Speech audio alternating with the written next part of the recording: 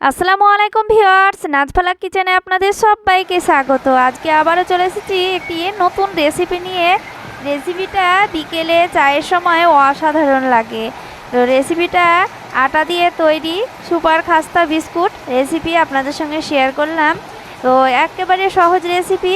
আর রেসিপিটা প্রথম থেকে শেষ পর্যন্ত দেখার অনুরোধ রইল। আর নতুন হয়ে থাকলে প্লিজ সাবস্ক্রাইব করে পাশে থাকবেন। চলুন সুপার খাস্তা বিস্কুট কিভাবে তৈরি করি দেখে নিই। তো বন্ধুরা, চলে এসেছি রেসিপিতে। এখানে দেখতেই পাচ্ছেন আমি এখানে আটা নিয়ে নিয়েছি। এটা গমের আটা, খলার করা আটা নিয়ে নিয়েছি। তো এরপরে দিয়ে দেব 1 চিমটি লবণ দেব। লবণটা দিলে স্বাদটা অনেকটাই বেড়ে যায়। আর এখানে আমি হালকা করে ভেজে নিয়েছি জিরা, সেই জিরা দিয়ে দিচ্ছি। এরপরে দিয়ে দেবো 2 চামচ মতো ঘি। তো ঘিটা না থাকলে আপনারা সাদা তেল দিয়ে তৈরি করে নিতে পারেন বিস্কুটটা। তো ঘিটা দিলে বেশি টেস্ট হবে। তো ঘি দিয়ে ভালো করে আটার সঙ্গে মেখে নিচ্ছি। খুব সুন্দর করে মেখে নিতে হবে আটাটা।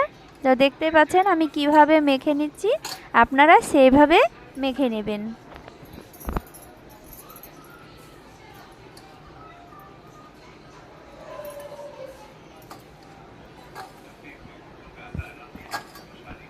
এই তো দেখতেই পাচ্ছেন বন্ধুরা, মুঠো করে নিচ্ছি আর খুব সুন্দরভাবে ভেঙে যাচ্ছে। তো এইভাবে মেখে নিলে বিস্কুটটা খাস্তা হবে। তো এরপরে আমি একটি বাটিতে পরিমাণ মতো ঠান্ডা জল নিয়েছি, এটা ফ্রিজের ঠান্ডা জল।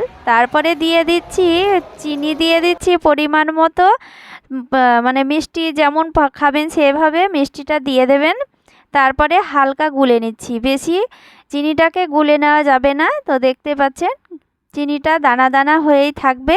এরপরে আমি এই মেখে রাখা আটাতে অল্প অল্প করে চিনির জলটা দিয়ে দিচ্ছি।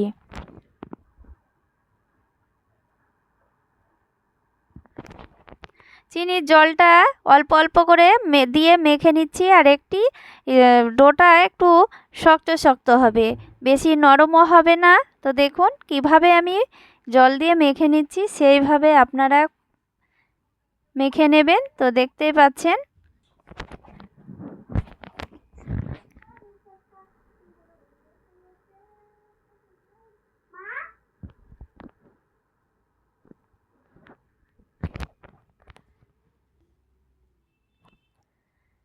এই যে দেখুন বন্ধুরা, এইভাবে মেখে নিতে হবে কতটা সুন্দরভাবে। আবার যদি অল্প করে জল লাগে তা 2 থেকে 3 চামচ মতো জল দিয়ে মেখে নেবেন। বা বেশিও হতে পারে, কমও হতে পারে। তো জল লাগলে আপনারা জল দিয়ে দেবেন, ঠান্ডা জল।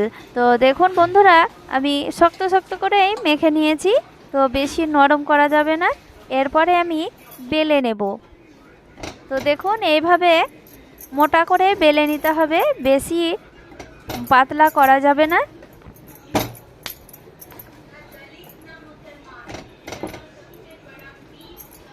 এইভাবে বেলে নিচ্ছি। বেলে নিয়ে দেখুন এইভাবে আমি ভাঁজ করে নিচ্ছি। তো এইভাবে ভাঁজ করলে বিস্কুটটার লেয়ারটা খুব সুন্দর হয়। তো এইভাবে আমি ভাঁজ করে নিচ্ছি।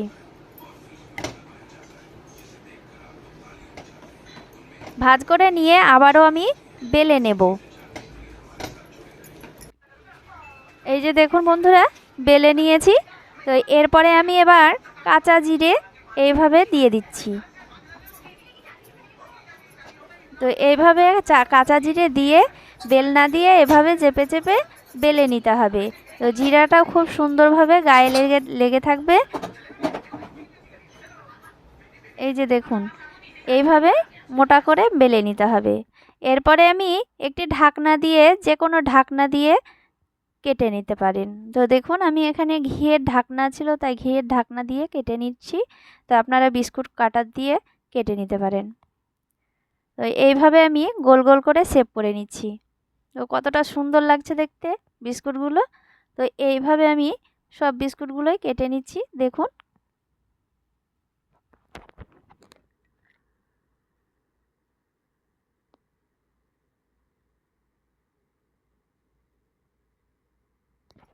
এইভাবে বিস্কুটগুলোকে কেটে নিলে সমান সমান বিস্কুট হবে।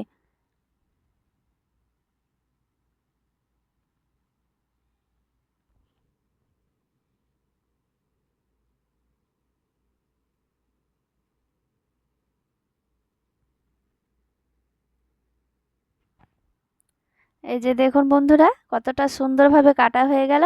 এই যে দেখুন, এবার একটি থালাতে তুলে নিচ্ছি।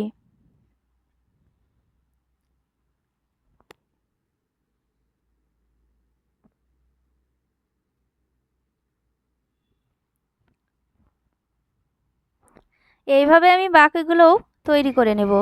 তো দেখুন বন্ধুরা, সবগুলোই তৈরি করা হয়ে গিয়েছে। দেখুন কতটা সুন্দর লাগছে দেখতে বিস্কুটগুলো। এরপরে আমি ভেজে নেব।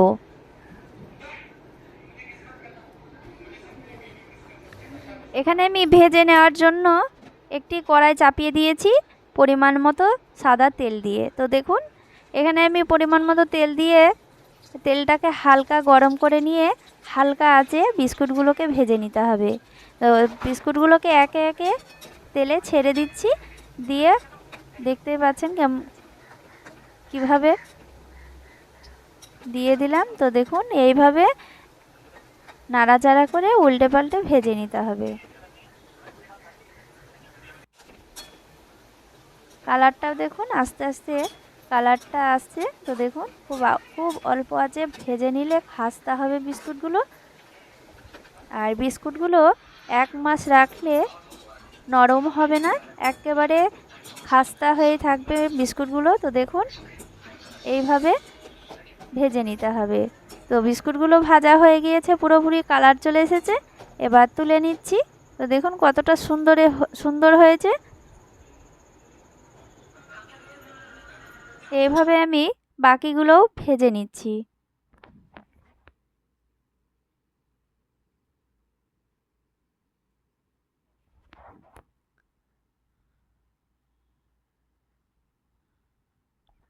এগুলোও ভাজা হয়ে গিয়েছে, পুরোপুরি কালার চলে এসেছে। তো এগুলোও তুলে নিলাম।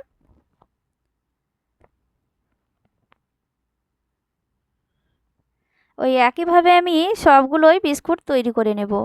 তো বন্ধুরা দেখুন বিস্কুটগুলো কতটা সহজে রেডি হয়ে গেল, একেবারে সুপার খাস্তা বিস্কুট। তো রেসিপিটা দেখতেই পাচ্ছেন কতটা সুন্দর আর কতটা লোভনীয় হয়েছে। আর বিকেলে চায়ের সময় তো জমে যাবে। তো দেখুন বন্ধুরা, রেসিপিটা ভালো লাগলে অবশ্যই লাইক কমেন্ট শেয়ার করবেন। আর সবাই ভালো থাকেন। ধন্যবাদ।